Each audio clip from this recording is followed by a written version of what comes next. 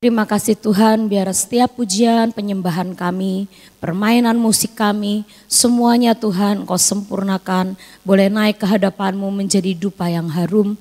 Inilah persembahan kami pagi ini, kami mau memiliki hati yang mengenal akan hati-Mu, untuk mengenal akan pikiran-Mu. Tuhan bukakan kepada kami akan hati-Mu, pikiran-Mu, supaya kami tidak menjadi kecewa, tapi sungguh kami mengerti apa yang Engkau inginkan untuk kami lakukan. Terima kasih Tuhan, di dalam nama Tuhan Yesus kami berdoa dan mengucap syukur. Amin. Shalom saudara. Ya, hari ini saya mendapat firman dari Tuhan tentang yang namanya ekspektasi ilahi. Nah, saya nggak tahu tiap kali Tuhan memberi sesuatu untuk hidup kita itu pasti sesuai kebutuhan biasanya ya saudara ya. Karena Tuhan itu kan Tuhannya Bapak kita ya, Bapak kita. Jadi seringkali kalau Dia memberi perbekalan buat hidup kita, memberikan pengarahan, memberikan isi hatinya, itu biasanya memang sesuai dengan keadaan yang mungkin kita lagi alamin ya. Jadi hari-hari ini kalau Tuhan memberikan firman ini, mari kita serap, mari kita aminkan, mari kita hidupi supaya ini benar-benar bisa kita pegang untuk menjalani kehidupan ya. Oke, hari ini saya mendapatkan hari-hari ini belajar tentang yang namanya ekspektasi ilahi. Saudara tahu artinya ekspektasi? Apa ekspektasi itu? Harapan, keinginan ya. Bayangan kita tentang sesuatu tuh harusnya seperti ini, betul? Ya, itu namanya ekspektasi ya. Ekspektasi itu adalah bayangan atau keinginan kita, harusnya tuh gue pengennya nih yang ini nih begini, misalnya gitu tuh ya. Nah, itu yang namanya ekspektasi. Nah, tapi di mana awal mula orang itu bisa kecewa?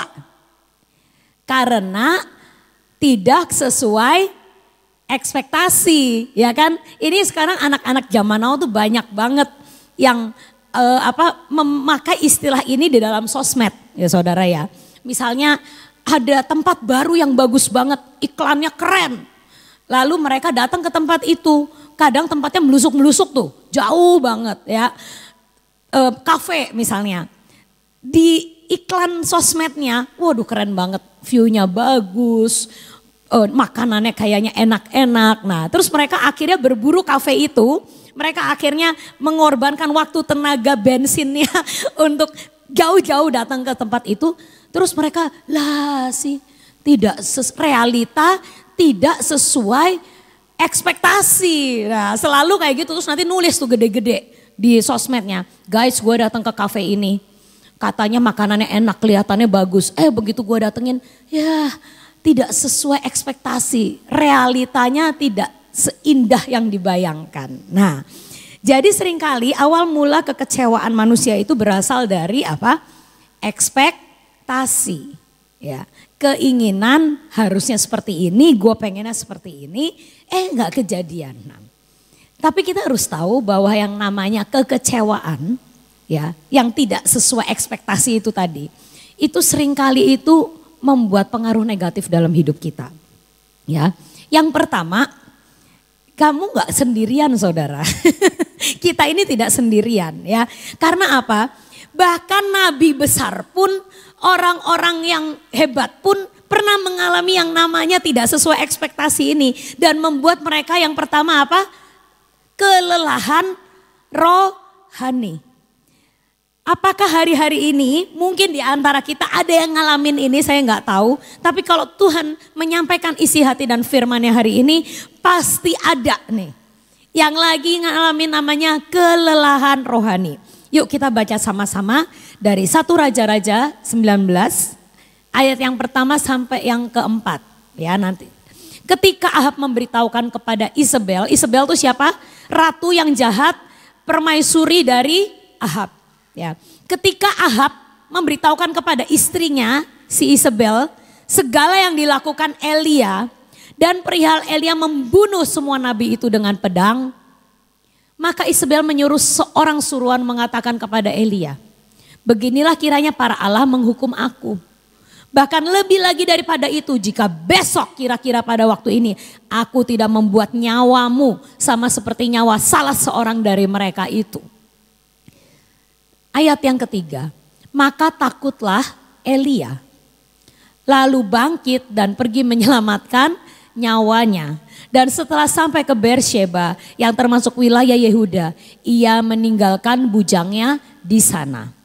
Tetapi ia sendiri masuk ke padang gurun sehari perjalanan jauhnya, lalu duduk di bawah sebuah pohon arar. Kemudian ia ingin mati. Katanya, cukuplah itu. Sekarang ya Tuhan, ambillah nyawaku. Sebab aku ini tidak lebih baik daripada nenek moyangku. Nah, saudara, ini nabi lagi curhat. Nabi yang dipakai Tuhan untuk membantai 450 nabi Baal sehari sebelumnya. Saya itu kalau dengar cerita ini saya suka bingung. Loh, Elia itu sehari sebelumnya dia baru bikin KKR satu negeri bertobat. Betul? Dia waktu itu bilang, cukuplah sudah ya. Mari kita buktikan, karena Raja Israel waktu itu, si Ahab itu penyembah Baal. Dia bilang, sekarang semua bangsa kumpul di Gunung Karmel. Hari ini juga kita akan buktikan Allah siapa yang lebih hebat. Allahnya Ahab, Baal, atau Allah Israel, Yehova. Hari ini di depan mata kamu kita akan buktikan. Jadi waktu itu rakyat berbondong-bondong datang ke Gunung Karmel mau lihat pertandingan kasat mata. Allah mana yang lebih hebat. Dan hari itu Tuhan buktikan ya, ada dua mezbah sama-sama dikasih lembu, sama-sama tidak dikasih api. Dan hari itu Nabi Baal semuanya kalah. Ya, karena hari itu Tuhan menyambar mezbahnya.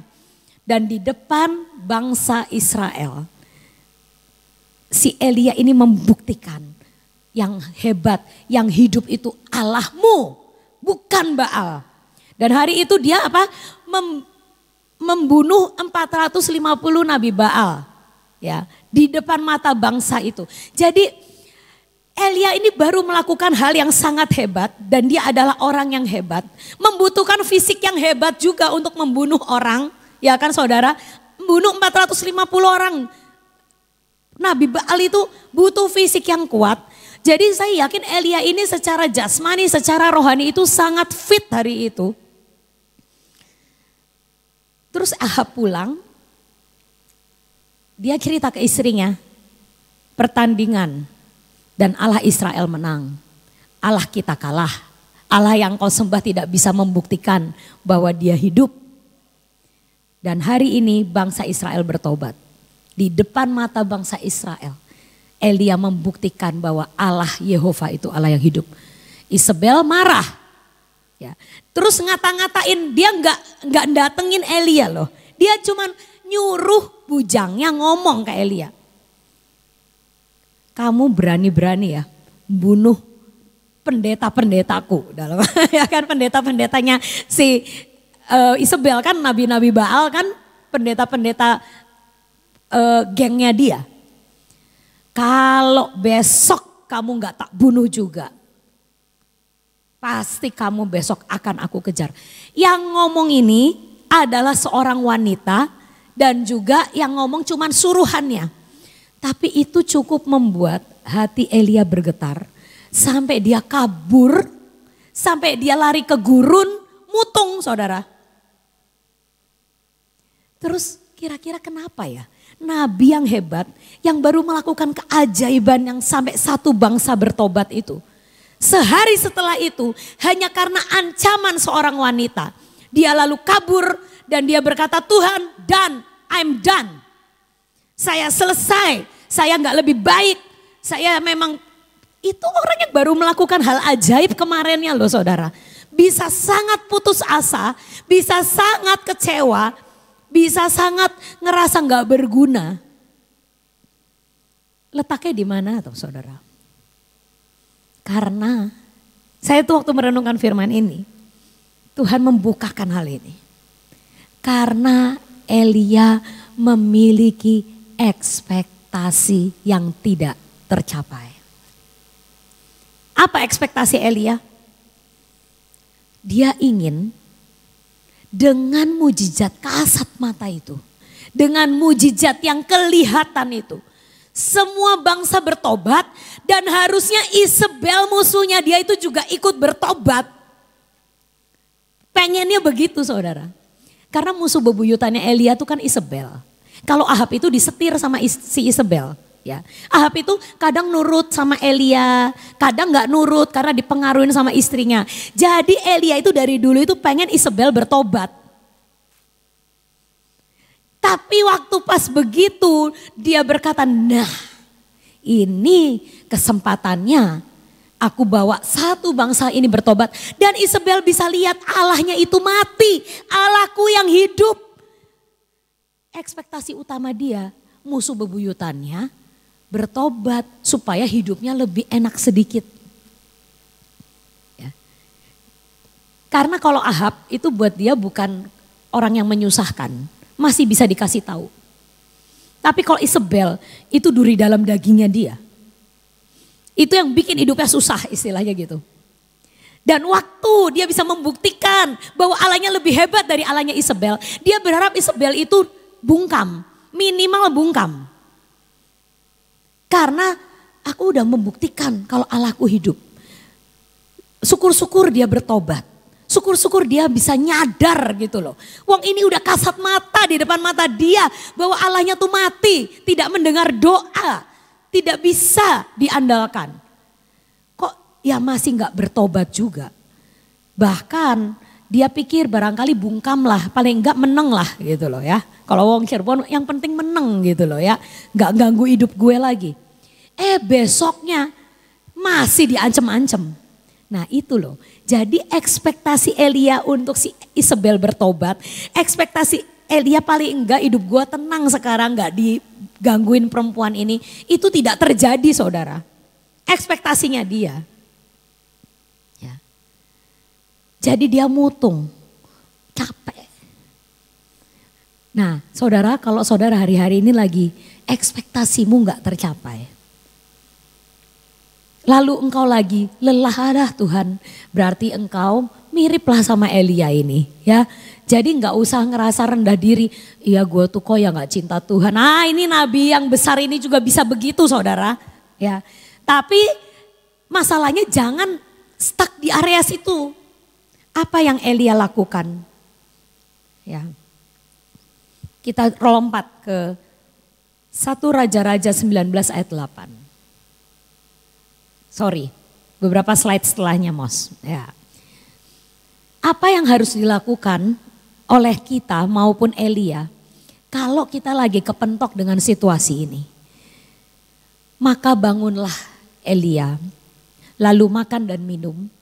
Dan oleh kekuatan makanan itu, ia berjalan 40 hari 40 malam lamanya sampai ke gunung Allah, yakni gunung Horeb.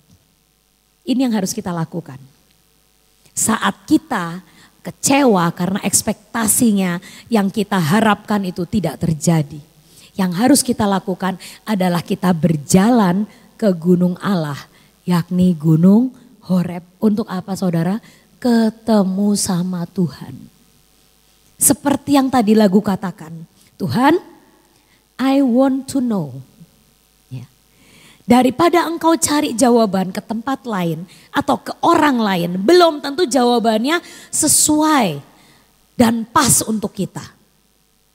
Tapi kalau kita datang ke tempat yang benar, yaitu pergi ke gunung Allah, ke gunung Horeb, maka kita akan menemukan ketenangan dan jawabannya. Ya. Lagu tadi itu requestnya saya kepada Freddy. Nanti kalau mau khotbah saya pengen nyanyi lagu ini. Ya, karena apa? Lagu itu tuh bagus banget saudara. Lord, I want to know you more. Di dalam jiwaku ini, aku pengen tahu engkau. Apa? To feel your heart. Ya, untuk merasakan hatimu. Dan untuk mengenali dan mengetahui pikiranmu. Saudara, kalau kita ngerti hati Tuhan dan ngerti pikiran Tuhan, kita tidak akan kecewa. Amin. Karena apa? Karena kita tahu rencana Tuhan, pikiran Tuhan itu lebih besar dan lebih ajaib daripada pikiran dan perasaan kita. Ya. Nah, tapi masalahnya seringkali tidak connect ini frekuensinya, kayak Tante Ina ngomong ya. Frekuensi Tuhan di sini, frekuensi kita di sini. Ora ketemu, ora gatuk ya. Jadi kalau Tuhannya pengennya begini, kita pengennya begini. Ekspektasi Tuhan begini, kitanya ekspektasinya begini. Gak ketemu, jadi kecewa. Tapi saat kita lagi ngalamin keadaan gitu, yang harus kita lakukan apa? Naik ke frekuensinya Tuhan. Naik ke gunung Horeb, ketemu sama Tuhan. Curahkan isi hati kita, curahkan pikiran kita, curahkan perasaan kita. Ya. Elia itu akhirnya di gunung Horeb. Dia berkata, dia masih marah loh sama Tuhan. Bukan marah, kecewa, curhat. Tuhan, aku gak lebih baik dari pendahulu-pendahuluku. Mereka gagal membawa bangsa ini datang padamu. Dan hari ini aku juga gagal. Seorang Isabel, seorang wanita yang menyebalkan itu, saya tidak bisa mempertobatkan dia juga, gitu kan. Ya kan, saya tetap dikejar-kejar, saya tetap mau dibunuh padahal saya baru melakukan keajaiban yang ajaib kemarin. Tapi Tuhan angkat hatinya karena dia pergi ke gunung Allah. Dan Tuhan membawa dia kembali berdiri di tempat dan posisi yang benar. Ya. Nah, orang yang kedua yang ini contoh ya saudara, Yohanes Pembaptis juga pernah kecewa. Ya.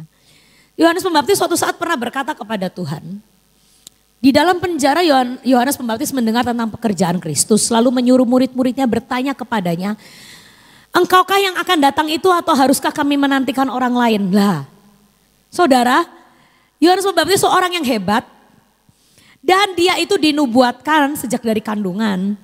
Dan dia itu tahu persis kalau Yesus itu adalah Mesias yang akan datang karena apa? Ya kan waktu di dalam kandungan Maria datang, dia nendang-nendang dari perutnya mamahnya.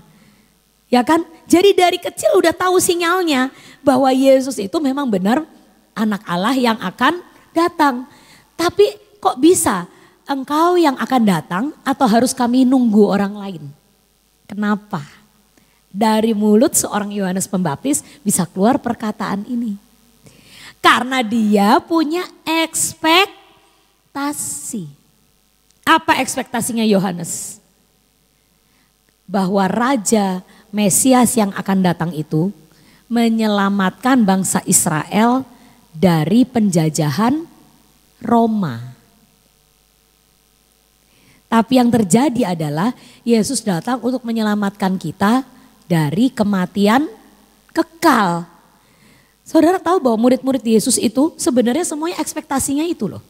Karena waktu itu Israel lagi dijajah sama Roma dan Roma itu sangat kejam dan bangsa Israel itu mikir, oh nanti Mesias yang akan datang itu berkuda, gagah dan menjadi pahlawan seperti Simpson yang akan menyelamatkan kita ini dari Roma. Harapannya Yesus itu seperti Simpson. Itu yang mereka harapkan. Tapi ternyata Yesus datang menjamah orang sakit, memberkati anak-anak, tidak melakukan peperangan melawan Romawi.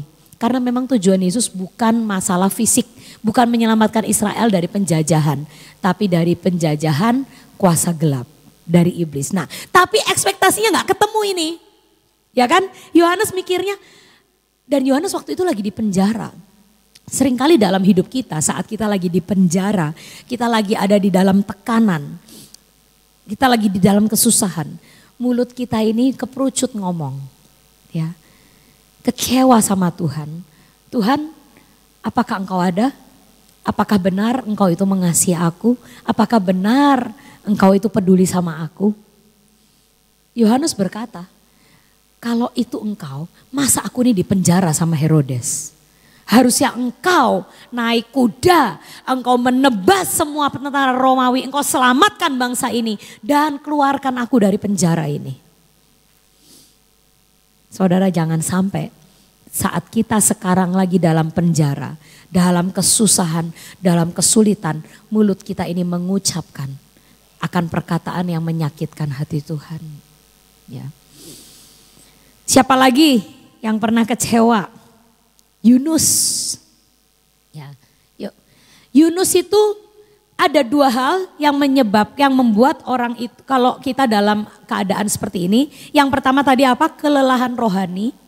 Yang kedua, akibatnya kalau kita tidak sembuh dari kekecewaan kita ini, kita itu akan menjadi tidak maksimal dan tidak berkembang. Ya, saudara, saya nggak akan baca panjang-panjang ayatnya. Ya, saudara tahu Yunus? Yunus itu, baca sebentar deh yang pertama. Yunus 4 ayat 1. Tetapi hal itu sangat mengesalkan hati Yunus, lalu marahlah ia dan berdoa ia kepada Tuhan, katanya, ya Tuhan, bukankah telah kukatakan ketika aku masih di negeriku, itulah sebabnya maka aku dahulu melarikan diri ke Tarsis. Sebab aku tahu bahwa Engkaulah Allah yang pengasih dan penyayang, yang panjang sabar dan berlimpah kasih setia, serta yang menyesal karena malapetaka yang hendak didatangkannya. Ini nabi aneh lagi, agak lain dia ya. Kalau nabi lain biasanya kalau Tuhan menyelamatkan satu bangsa, dia senang. Nah tapi kalau Nabi Yunus emang agak lain saudara, dari awal agak lain. Ya, kenapa? Saat Tuhan berkata, aku mau kamu pergi ke Niniwe dan menyelamatkan akan bangsa itu. Dia langsung berkata gak mau. Loh kenapa gak mau? Orang Niniwe jahat-jahat, biar mati aja. Biar pada celaka aja. Ekspektasi dia apa? Biar Niniwe dihukum Tuhan. Tapi Tuhan maunya Niniwe diselamatkan. Nah, gak ketemu kan saudara? Nah, waktu dia di dalam perut ikan, itu namanya gunung Horebnya dia. Ya, waktu Tuhan pengennya begini, si Yunus di sini, ya kan?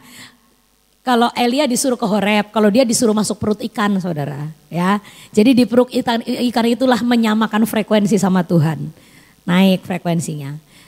Begitu selesai kejadian KKR sehari selesai, besoknya frekuensinya mudun maning. Nah, itu yang kejadian sama Yunus. Ya, padahal dia udah ketemu Tuhan loh di perut ikan itu. Padahal dia sudah ke Horebnya Yunus itu perut ikan itu. Ketemu sama Tuhan, menyamakan frekuensi sama Tuhan, mencoba memahami, mengerti isi hati Tuhan. To feel your heart and know your mind. Sudah terjadi itu di perut ikan. Terus akhirnya dia pergi ke Niniwe. Dia bikin KKR tersingkat sepanjang sejarah. Di tengah kota Niniwe dia berkata, bertobat enggak? Kalau enggak bertobat mati kamu semua. Udah itu tok ngomongnya. Dengan satu, tidak ada pemain musik, tidak ada altar call, tidak ada panitia. Cuman ngomong gitu di tengah-tengah pasar. Satu kota bertobat dan berpuasa. Sampai katanya hewan-hewannya aja disuruh puasa sama rajanya. Hebat gak sih saudara? Hebat. Tapi orang kalau yang namanya ekspektasinya gak kesampean. Berkat Tuhan, anugerah Tuhan, kekerenan seperti apapun yang dia lakukan gak kerasa saudara. Yang positifnya tuh jadi gak kelihatan. Yang kelihatan cuma negatifnya. Gak sesuai ekspektasiku. Harusnya Tuhan kirim api aja itu ke Niniwe. Nah itu pengennya dia kayak gitu. Saat ekspektasi gak ketemu, dia menjadi melorot lagi kecewa. Dan saudara tahu, kekecewaan adalah destiny killer yang pertama. Saya katakan, kekecewaan adalah destiny killer yang utama. Saat Yunus akhirnya sekali lagi tidak menyamakan frekuensi sama Tuhan, ya, dia akhirnya selesai destiny-nya sampai di situ. Kenapa saya bisa ngomong destiny-nya selesai? Ayatnya habis saudara, kitab Yunus cuma 4. Kalau Yunus waktu di perut ikan itu dia menyamakan frekuensi. Tuhan sebenarnya ajak dia kembali untuk menyamakan frekuensi sekali lagi. Waktu habis dia bikin KKR besar, lalu dia akhirnya kecewa. Tuhan bawa dia di bawah pohon jarak. Ya, saya nggak tahu pohon jarak itu kayak apa. Tuhan ngomong, engkau nih sayang sama pohon jarak ini. Nih gua kasih pohon jarak. Ya, dia tuh lagi duduk, mutung, nggak tahu pokoknya nabi zaman dulu, pokoknya kalau lagi mutung itu larinya ke padang gurun saudara. Ya, itu dulu nggak ada kafe untuk galau-galau ya. Jadi pokoknya Elia mutung ke gurun, si ini Yunus mutung ke gurun lagi. Lalu Tuhan itu sampai baik hati ngasih pohon jarak buat dia supaya nggak kepanasan kata Tuhan. Terus besoknya pohon jaraknya dimakanin ulet. Terus marah dia. Dikasih. Kalau mau ngasih itu yang benar. Ini sekarang udah ngasih dimakanin ulet jadi saya kepanasan lagi. Nah terus Tuhan ngomong, engkau sayang sama pohon jarak itu. Yang untuknya sedikit pun engkau gak berjerih payah. Dan yang tidak engkau tumbuhkan, yang numbuhin kan aku. Yang tumbuh dalam 1 malam, tapi mati juga dalam 1 malam. Next, bagaimana aku gak sayang sama Niniwe, kota yang besar itu. Yang berpenduduk lebih dari 120.000 orang. Yang semuanya gak tahu membedakan tangan kanan dan tangan kiri dengan ternaknya yang banyak. Sekali lagi Tuhan ajak dia untuk menyamakan frekuensi. Tuhan ngomong, kamu sudah bikin sesuatu yang hebat. Semua sudah bertobat. Kamu masih marah lagi. Kamu masih mutung lagi. Sekali lagi yuk tak ajakin. Harus kamu ngerti hatiku ini loh. Ya. Untuk pohon jarak yang kamu gak tumbuhin aja, kamu sayang sama pohon ini. Masa aku yang nyiptain manusia 120.000 orang bersama dengan para ternaknya, aku gak sayang tak sama mereka. Wong mereka itu ciptaanku, wong mereka itu anak-anakku juga. Tapi yang saya sesalkan, yang kasihan adalah Yunus tidak menjawab akan hati Tuhan ini. Sehingga kitab Yunus selesai sampai di pasal yang keempat. Kalau andaikan hari itu Yunus sekali lagi bertemu Tuhan, menyamakan frekuensi dengan hati Tuhan, mencoba untuk memahami hatinya, mencoba untuk mengerti pikirannya, maka saya yakin Yunus akan diutus Tuhan pergi ke kota lain dan kota itu pun akan dimenangkan. Yunus akan dibawa Tuhan ke negara lain dan negara itu akan dimenangkan. Yunus akan dibawa Tuhan next level. Yunus akan dibawa Tuhan untuk mengadakan kebangunan rohani yang berikutnya. Tapi karena Yunus tidak pernah menyambut akan hati Tuhan dan pikiran Tuhan, maka ayatnya Yunus cuman sampai ayat 4, Niniwe. Hanya 1 Niniwe. Hamba yang malas juga, dia dikasih 1 talenta. Dan 1 talenta itu gak sesuai ekspektasi dia. Ekspektasinya adalah, aku mau punya seperti yang orang lain punya. Ekspektasinya adalah, kalau Tuhan ngasih dia 5 ya aku harus dapat 5. Ekspektasi hamba yang malas itu, paling enggak temanku dapat 2, ya aku dapat 2. Tidak sesuai ekspektasi. Lalu apa yang hamba itu lakukan? Dia memendam destininya. Dia memendam akan potensinya. Dan dia tidak pergi kemana-mana. Saudara, kekecewaan sekali lagi adalah destiny killer yang sangat hebat. Jangan biarkan kekecewaan di hati kita, sekecil apapun itu, tetap ada di dalam hatimu. Saya katakan hari ini, cabut semua kekecewaanmu terhadap orang lain maupun terhadap Tuhan. Supaya apa? Kita bisa sampai ke puncak destiny. Supaya kita bisa menjalani destiny kita dengan kuat. Amin. Nah, saya mau sharing menutup akan firman hari ini. Saya ingin Tuhan, ini kan contohnya nabi-nabi gitu ya. Saya pengen Engkau kasih contoh dalam hidup yang nyata sih Tuhan. Nah, lalu Tuhan mengingatkan saya akan awal perjalanan saya bersama Tuhan. Ya, jadi saudara, saya waktu SMA itu ya, waktu penjurusan, lalu mulai cari jurusan kuliah. Itu mama saya ngomong, "Non, kamu mau jadi apa, Non?" Kamu mau kayak mama, notaris, atau mau kayak papa? Gitu. Atau kamu mau jadi apa? Tadinya mau jadi dokter saudara. Tapi waktu tes psikologi ora lulus. Kenapa? Dikasih tahu kalau dokter sebenarnya otak mampu. Tapi ketelitian tidak memenuhi syarat. Nah benar, saya tuh orangnya paling gak teliti saudara ya. Jadi eh, waktu tes psikologi, tes IQ psikologi itu diomong, otak mampu, karakter tidak mampu. Karena apa? Kurang teliti. Nah kata mama, iya nanti kalau jadi dokter nanti takutnya lagi operasi ada yang ketinggalan di dalam perut pasien itu ya. lupa naruh guntingnya di mana ya. Nah jadi akhirnya saya tuh pribadi pengen jadi dokter tapi tidak bisa. Jadi saya ya udah kata mama, kamu pilih aja mau jadi notaris nerusin mama. Mau jadi arsitek nerusin papa. Nah terus saya bilang, mah kalau saya itu diperlihatkan buku hukum yang tebel-tebel segini. Terus mama bilang nanti kalau ujian harus hafal titik koma. Saya rasa saya tidak akan lulus kuliah hukum. Karena saya tidak terlalu suka hafalan. Saya lebih, walaupun memorinya oke, tapi saya nggak suka aja gitu loh saudara ya. Jadi saya prefer kayak papa ya. Enak. Pergi jalan-jalan, nggak duduk aja di kantor. Saya juga orang nggak seneng kantor saudara ya. Kalau duduk di belakang meja gitu tuh kayaknya kok itu aja gitu hidupnya. Kalau papa kan enak keluyuran, ya kan? Ke sana, ke sini. Nanti abis dari sana ke sini mampir pasar, makan di pasar. Wah, hidupnya papa saya tuh enak ya. Jadi saya tuh pengen kayak papa gitu.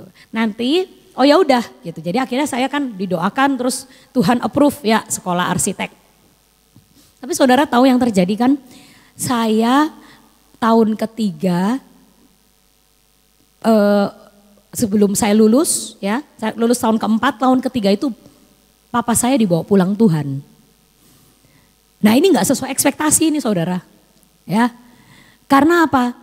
Lah ya gimana jadinya? Tadinya kan saya pengen, saya pulang, udah tersedia company-nya ya kan.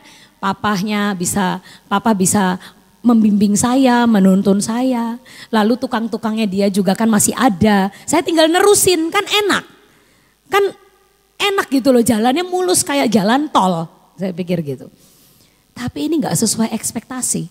Jadi waktu papa saya meninggal, saya menangis, nangisnya double saudara. Nangis karena kehilangan pribadi ayah saya, ya. Tapi yang kedua nangisin nasib saya juga gitu loh. Tuhan ini jadi saya nih gimana nasibnya nanti, gitu. Tukangnya bubar saudara, ya. Karena bosnya meninggal ya bubar tukangnya. Ada yang keluar kota, ada yang pensiun, ada yang apa, udah gak mau kerja lagi. Nah saya masih setahun belum kelar sekolahnya. Jadi saya waktu itu nangis, Tuhan, saya ini jadi nasibnya gimana gitu. Apa saya harus kerja sama orang, apa saya harus kerja perusahaan. Padahal enak loh Tuhan kalau engkau gak bawa pulang papahku, aku tinggal nerusin pekerjaan dia aja, aku bisa diajarin, dibimbing, tutornya orang papa sendiri, tukang-tukangnya udah enak, jalannya udah mulus.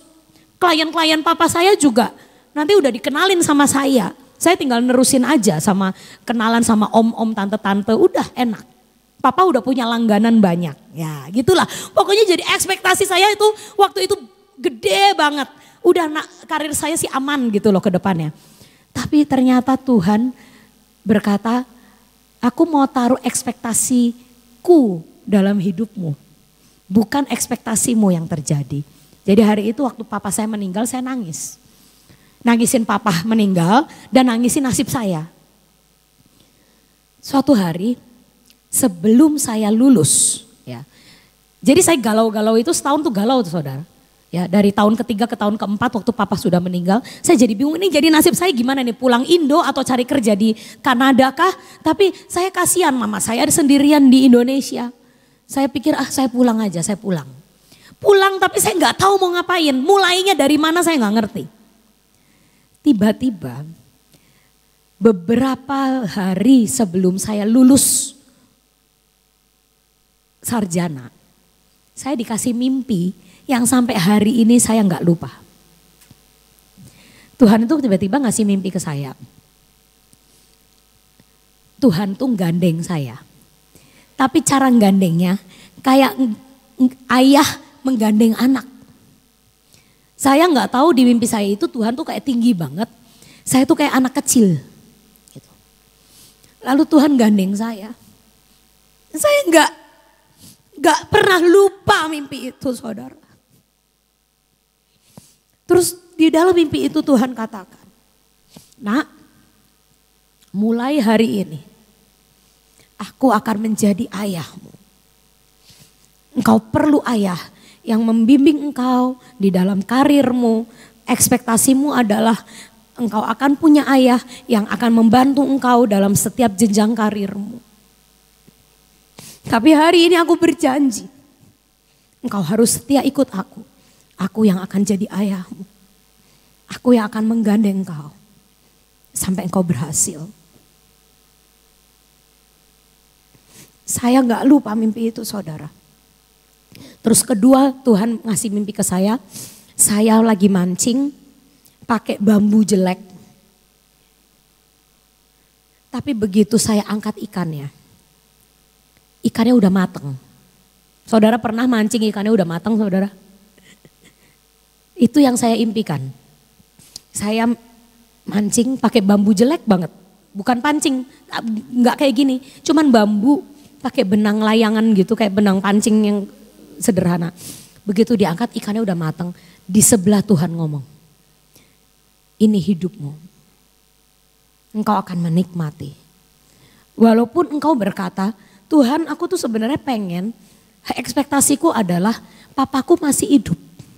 Supaya aku tinggal mateng tuh saudara, kan enak kan? Maksudnya udah mateng tuh apa sih? Saya pengennya tukang-tukang papa udah ngumpul, klien-klien udah ada, saya tinggal jalanin. Itu namanya udah mateng tuh, udah enak. Tuhan berkata, kalau engkau tetap setia ikut aku, ini yang akan kau alami. Engkau mancing, ikannya sudah matang. Percaya. Itu dua mimpi beberapa hari sebelum saya lulus sarjana. Dan saya pegang akan dua mimpi itu. Dan saya alami. Itulah Gunung Horeb saya. Itulah ikan paus saya. Saat saya nangis datang ke Tuhan dan Tuhan menyamakan frekuensi dengan saya. Dan saya berkata, aku mau ikut frekuensimu Tuhan.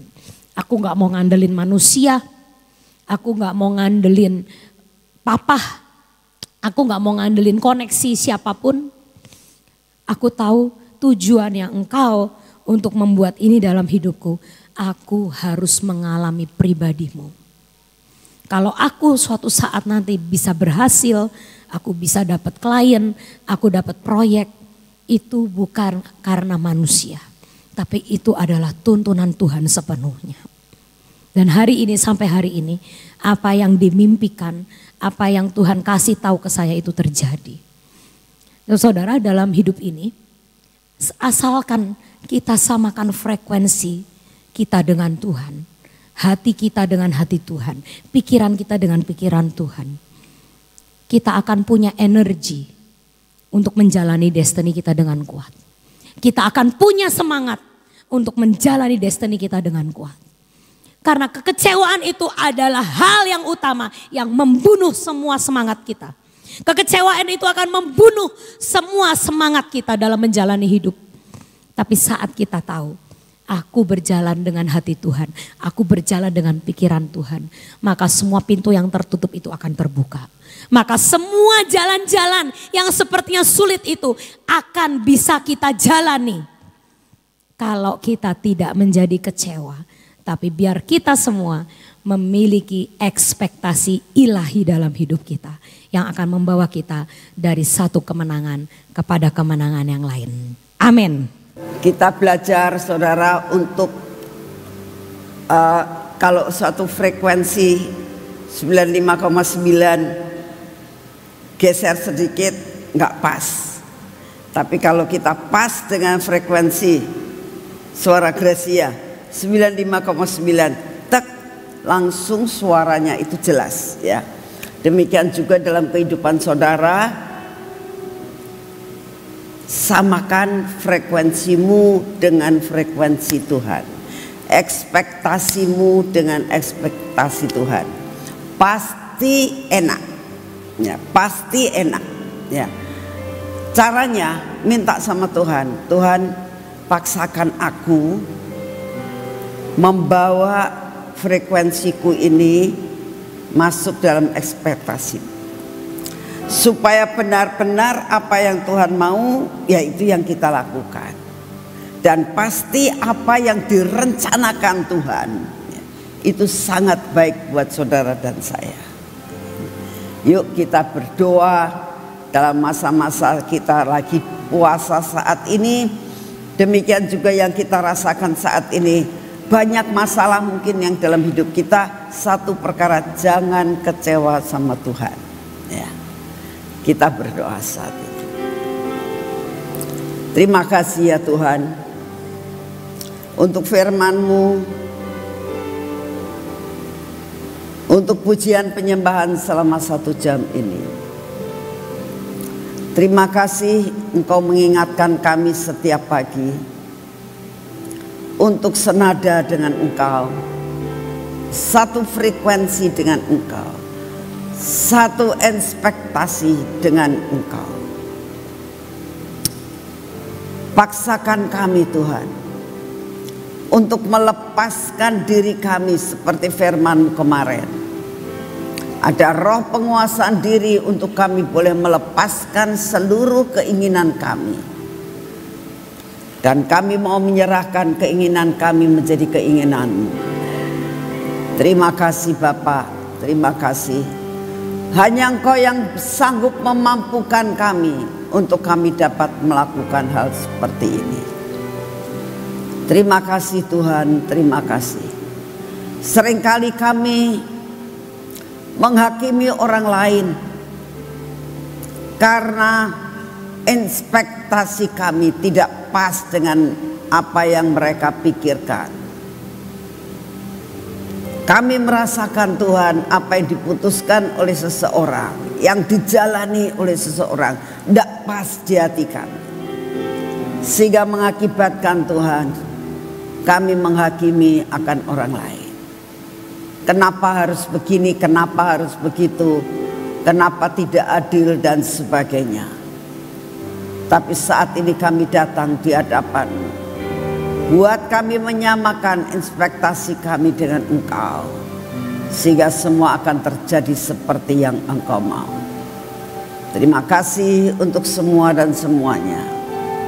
Bapa, saat ini kami datang di hadapan-Mu, tetap kami mau berdoa Tuhan, untuk apa yang menjadi lubang-lubang dalam tembok kami.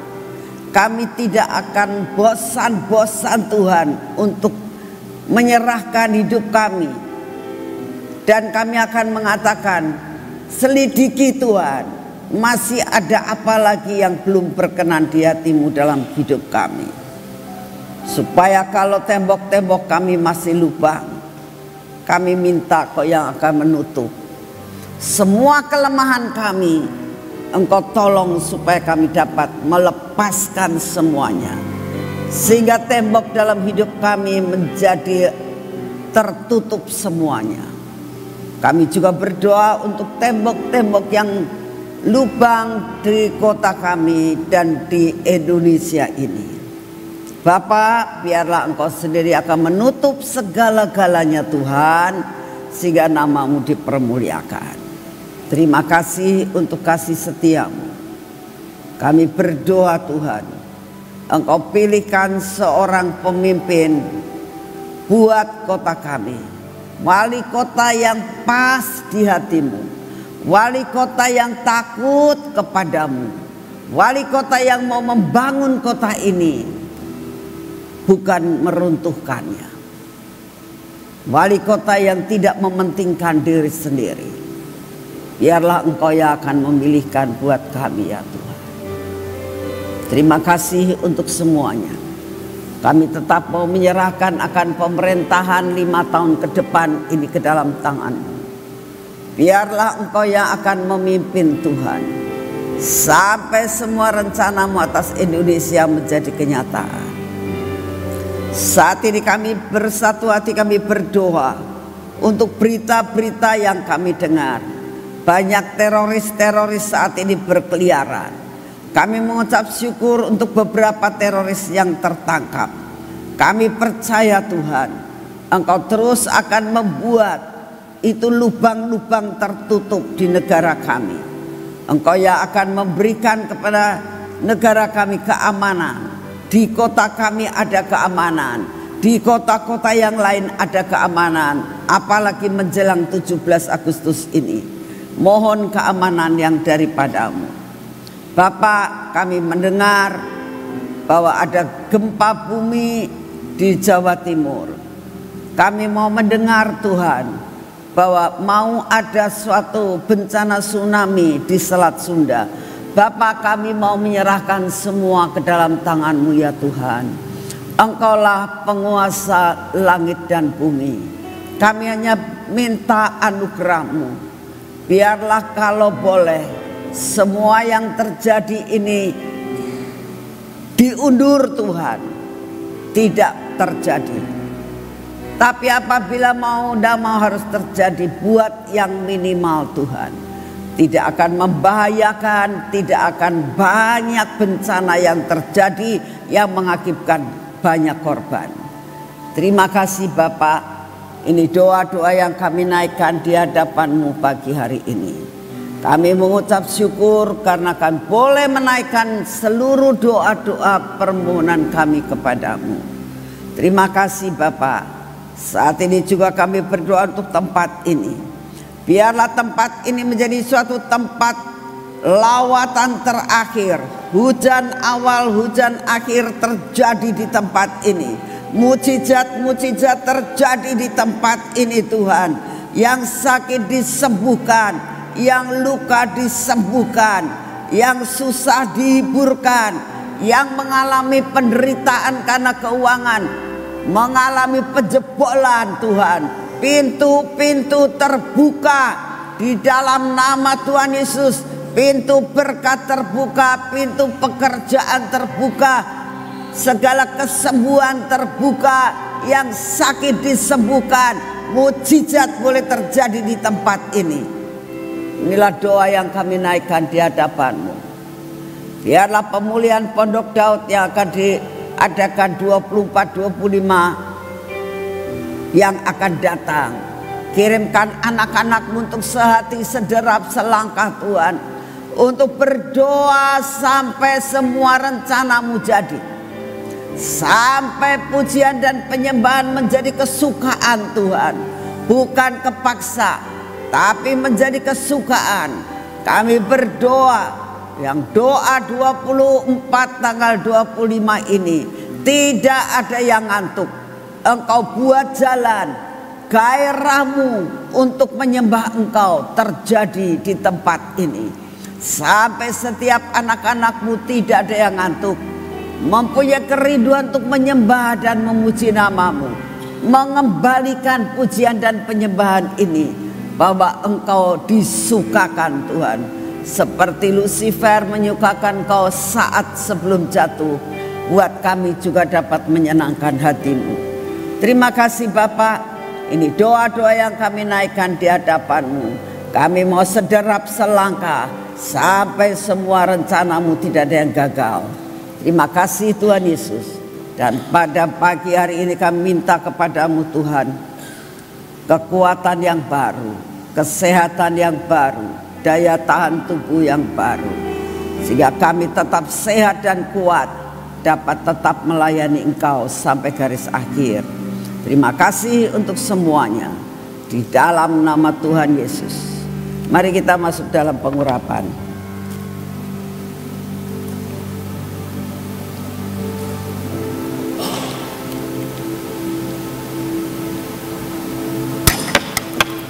Dalam nama Tuhan Yesus. Kami butuh Engkau Tuhan. Kami butuh direction daripada-Mu hari ini. Karena itu urapi kami Tuhan, supaya benar-benar perjalanan kami hari ini menjadi berhasil. Berkati mata kami, telinga kami, bibir, mulut kami, dan hati kami Tuhan. Cengkeram akan hati kami untuk tidak melakukan perkara-perkara yang menyakitkan hati-Mu. Di dalam nama Tuhan Yesus, Semua yang tidak baik dalam hidup kami Engkau hancurkan Tuhan. Kau berkati tangan kami dan kaki kami.